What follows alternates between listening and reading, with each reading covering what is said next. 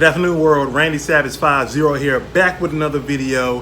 This one will be on my Smith & Wesson SD9VE. So this weapon has been in my collection for years now, but I just recently wanted to pull it out to give a quick review on it because I've seen a few people now in my local city as well as on like social media mentioning this thing. So they're like, hey, I got this gun, I love it.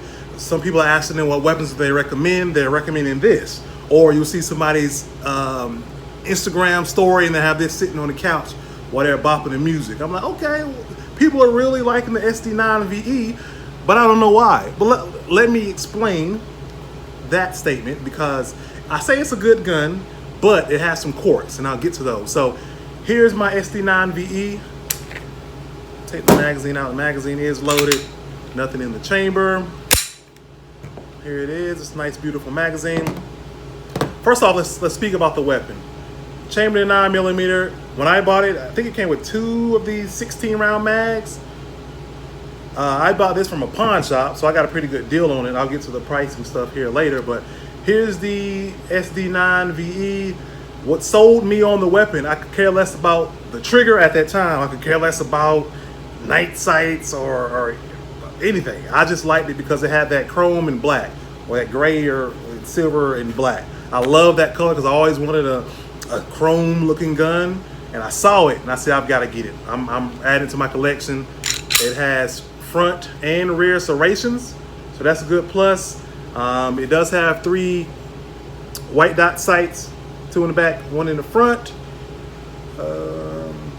Loaded chamber indicator, so you can see if there's a round in the chamber. Also, it tells us if it's 9mm right here, which it is. Pretty nice gun. A little bit of groove, a little bit of texturing right here for your thumb or your finger as you're gripping the weapon. So a rail here for a flashlight. A little bit of texturing in the grip, but it's not really, it doesn't really do much, but this gun feels really good in my hand. Magazine slides in well. But an issue that I found with it is the trigger, and with me being left-handed, you notice that here's the magazine release on the left side of the gun, but it looks a little bit different on the right side because you cannot swap the magazine release on this weapon, and that was a negative to me because I like to be able to change mags with ease. So -1, you can't swap the magazine release. -2, the trigger pull, terrible. So when I was in the store playing with it, I was like, well, that's not bad. And I said, wow, that release is long. So now, way up there. So it's got a long pull on it, and it's really like squishy, really squishy. If you choose to shoot this weapon and compare it to another weapon such as like a Glock 19 or something, you'll clearly see the difference in terms of the trigger pull. Now, it's not that bad. It's not that bad. You can get used to it. I'm gonna insert a video, well, insert a picture from my target the last time I shot this weapon. So look at this. I shot pretty well with it. You can clearly tell it was accurate. You know, I'm semi-decent, I guess, myself, but the weapon held up fine. The sights lined up perfectly. Take a look at the picture.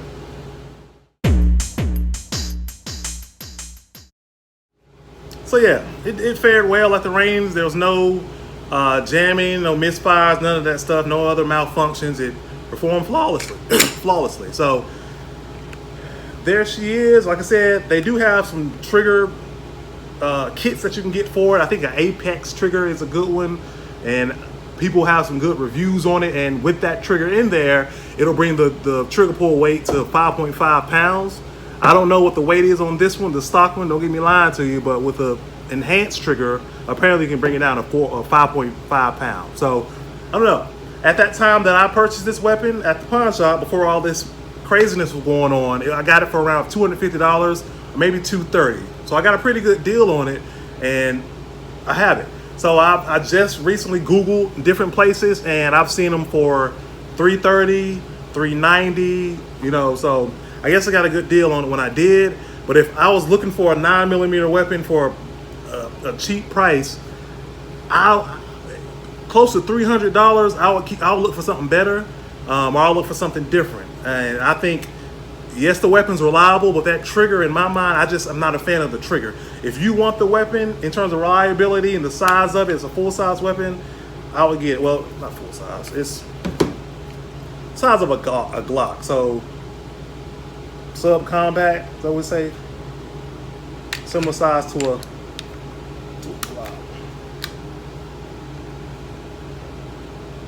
Glock 19, I'm saying. Well, I think you can count this one as probably full. Here's a full-size M&P 9. Let's see. I don't know. It's a decent size on it.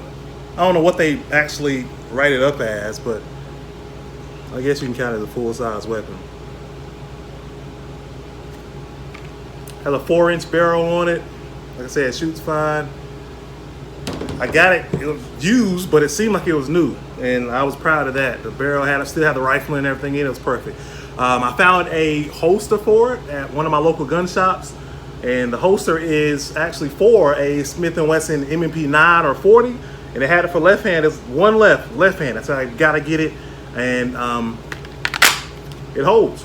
It holds this gun perfectly fine. So I was happy for that. I actually keep this weapon on top of my refrigerator just in case I need it to defend my life. So I just gave away one of my hiding spots. Oh well. Like I said, 16-round magazines came with it, and you can buy them online. I haven't bought anything for it, no upgrades or anything. Like I said, this is just a weapon that I just have because I liked it. I have it out and about. Like I said, it is reliable, but the quirks that you will notice is the squishy trigger, the real long reset.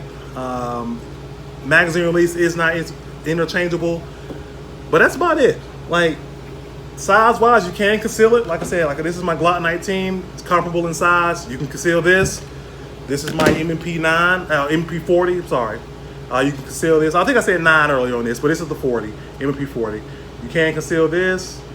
So if you wanted to, you really could, but it's just a little bit on the larger side. So the takedown of it is just like a Glock, where you have the takedown lever you need to depress on both sides. It is unloaded. Slide back a little bit, pull the takedown parts down on both sides, pull that trigger, slide it forward. So we're done. There she is. Move this spring. Barrel. Beautiful weapon. And she looks good. I haven't shot her in a while, so I hope she looks good. I need to lube her up. So put the barrel back in, reinsert the spring.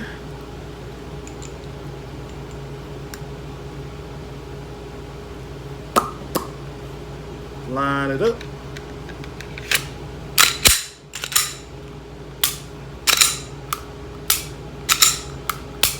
So, not bad. Like I said, the flashlight can put on. I should have taken the flashlight off and try it out so y'all can see what it looks like with the light on. Matter of fact, let's do it real quick. This is a TLR1 flashlight.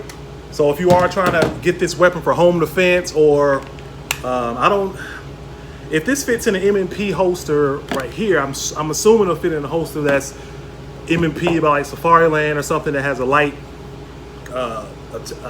accessibility on it, and it should fit, but I don't know. I haven't tested it out, but here's this weapon with a flashlight on it. Be good size for home defense. It's good looking. Actually, it's pretty good. It feels good in the hand. So there we go. So this is my M&P SD9VE. They do sell them in 40 caliber. I don't know if they sell them in other calibers, but I know there's 9 and 40, and here it is. This was a quick review. Hope you enjoyed it. Hope you got something out of it. If I missed some points, sorry. I'm sure you can find it on Google, or somebody will drop it in the comments. But here's the SD9VE that I do use as one of my home defense weapons. I do believe it's reliable. I've shot it a lot when I first got it. I haven't shot it much recently, but yeah, here it is. Hope y'all enjoyed it. Randy Savage 50 checking out.